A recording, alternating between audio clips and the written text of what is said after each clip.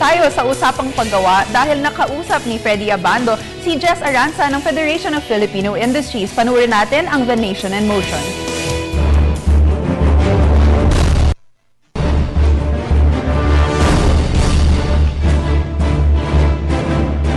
Pleasant day. This is Freddie Abando. Welcome to Nation in Motion.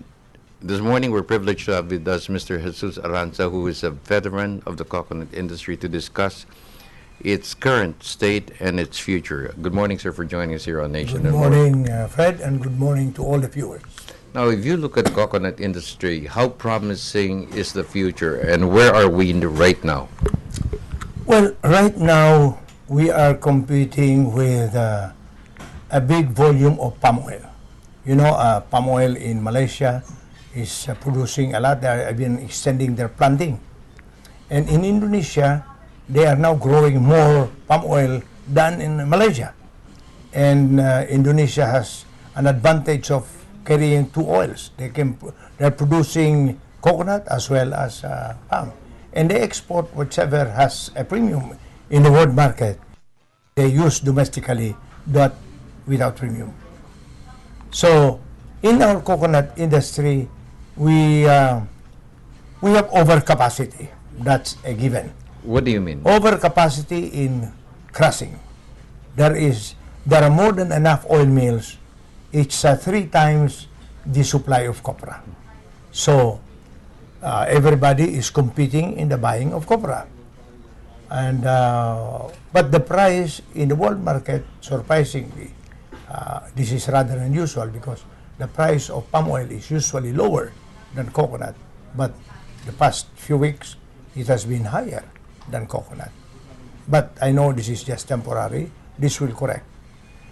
The future of coconut is bright as far as high value products are concerned. If we can produce higher value products from coconut, like food supplement, medicines, and what we are doing now, we are trying to come up with a product that will cure or prevent Alzheimer. So these are high value because if we will continue with what we are doing, we are competing in the edible oil market. The edible oil market will easily be taken by the palm oil industry. Is it a limited market for us right now? But you know, coconut is now the major export earner for agriculture. Yes, I know. But we are exporting crude coconut oil. In some cases, we export refined oil. But these are intermediate products. These are not finished products yet. So if we can transform them into finished product of higher value, like what I said, oleochemicals, if we can transform it to food supplement, it will be higher value, and it will filter down to the coconut farmers and utilize palm in the domestic market. When coconut people will say, yes, it's a traitor to the coconut industry. No, it's not, because what I'm talking is a plantation of palm also in the Philippines, like what Indonesia is doing. So you're proposing a mix, but you know, you're proposing a replanting, and there's a massive coconut replanting program of the Aquino administration. Don't you think that, I mean, if you had palm oil and at the same time coconut together, that will, mean a lot more resources that has to be funded by government? What are we doing with the 70 billion? And not only that, if we will do a planting of palm, there are interested people from Malaysia that will come in and have a joint venture. Like, I don't have to, I will not mention name because they had talked to me, and I will just hold it in confidence first. No, let's go to the 70 billion fund, which is now in the hands of the National Treasury. You have made a proposal to securitize this, but this will require legislation from both the House and the Senate. What will this do for our farmers? Well, I was suggesting that the entire money be used to buy government securities. That's the most secured one. No? Then you spend only the interest. If the interest, as we estimate, of 70 billion, that will be about 3.5 billion. So, 1 billion for research. To go into higher value, let us prepare ourselves that this market of edible oil market will be eaten up by palm oil. That's given, Fred, because a palm oil plantation can produce 5 to 6 tons of oil per hectare. Compared to coconut. 50 kilos to 500. So you don't need a genius to come up with a computation. So given that, let's do a plantation of palm here. But in the case of coconut, the 1 billion can be used for research, 1.5 billion can be used for replanting program per year, and then another billion can be used to do a intercropping for the farmers, livelihood, scholarship, and health program for the coconut farmers. Now, if you're talking about 1.5 billion for replanting, which areas will this cover? Is this all over the country from north to south, or the aging coconut trees only? Not only the aging, it should include areas which are not planted to coconut yet. For instance, in the north, Cagayan, we have La Union, Region 1, 2, and 3.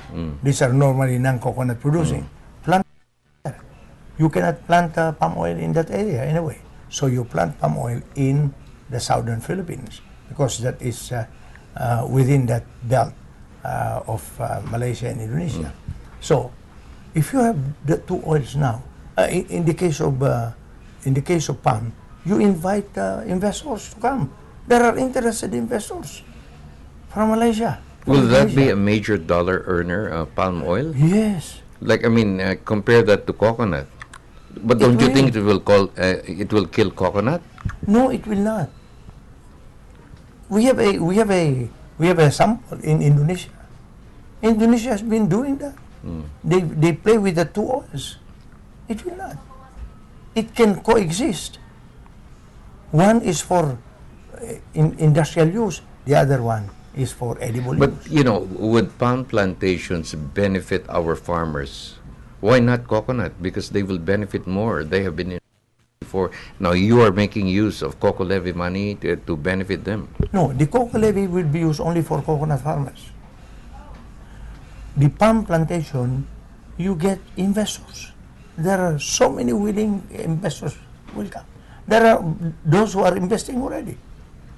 In Palawan, there is a few area which is planted. So if we can ask those guys who are interested to do a partnership with the Filipinos, then we will have that plantation here. It will take how? It will take about 3 years for it to bear fruits. So another 2 years for it to maximize the fruit-bearing capabilities. Now, let's go to the 1 billion that will go to farmers. How will that benefit them? Masyado nang matagal na naghihintay sila. Yung mga farmers naman, most of them, they agree with this scheme. Yung iba lang, they don't agree. But the problem is, how do you distribute the money to the farmers? Do you know how much they contributed?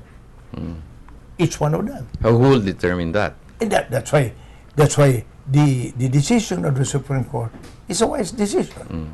It is government money, but to be used exclusively for the benefit of the coconut farmers and the development of the coconut industry. But you know, you have also other contending claimants like the oil mills. So how do you ensure that farmers get the maximum benefit from this 1 billion that you're proposing? There are no claimants anymore. If we are all considered government, then there's no other claimants. This is government money. So you can say that this can be distributed equitably to the farmers? Not distribute money, because I'll ask you. First, how do you determine how much will farmer A receive or farmer B? Number 2 question, were those farmers, the levy had stopped in 1982. So, are those farmers, those people who become farmers after 1982, will they receive? Okay. They have not contributed anything. So that's why I said the government decision is good. It will be government money, but to be used for the coconut farmers. Anyway, thank you, sir, for joining us this morning on Nation in Motion. You're welcome. That's Mr. Jesus Arranza of CIIF, and one of the pioneers and one of the major players in the coconut industry in this country. For Nation in Motion, this is Freddie Abando.